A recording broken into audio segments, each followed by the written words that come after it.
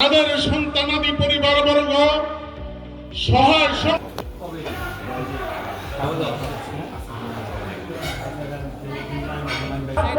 সেই কাফেলায় অন্তর্ভুক্ত হওয়ার যোগ্যতা অর্জন করে। ঈসা ইবনে মারইয়াম যে দামেস্কের উমাইয়ার স্থিতিতে আনলেন, দাজ্জালকে হত্যা। চৌধুরী জনাবকে আমি এখন আমাদের সামনে মূল্যবান আলোচনা নিয়ে আসছেন আমাদের। আপনারা জানেন যে গত 16 বছর আমরা বাংলাদেশে কি অবস্থায় ছিলাম। বাংলাদেশ রাজত্ব করেছে একটা ফেরাউন। এই ফেরাউন বাংলাদেশের মানুষকে তিলে তিলে মেরে ফেলেছে। এই ফেরাউনের আন্ডারে বাংলাদেশের 3000 এতিম শাপলা চত্বরে শহীদ হয়েছে। এই ফেরাউনের আন্ডারে বাংলাদেশে ধর্মপ্রাণ মুসলমান যারা ছিলেন তারা তাদের ধর্ম ঠিক মতো পালন করতে কিন্তু পারে নাই। যদিও তারা ইসলামের কথা বলতো,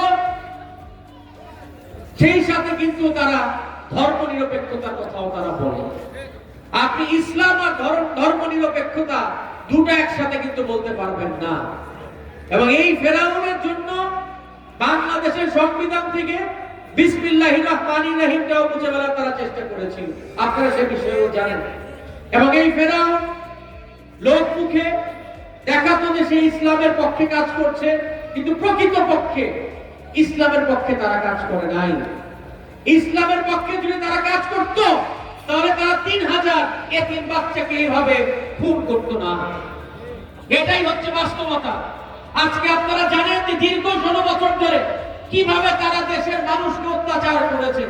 তারা পুলিশ দিয়ে, ডিবি দিয়ে, এনএসআই দিয়ে, ডিজিএফআই দিয়ে হাজার হাজার বিএনপি কর্মীর উপর অত্যাচার করেছে, তাদের গায়েব করে দিয়েছে। বিএনপির হাজার হাজার মানুষ, বাংলাদেশের হাজার হাজার মানুষ আজকে তাদের কবর খুঁজে পাওয়া যায় না।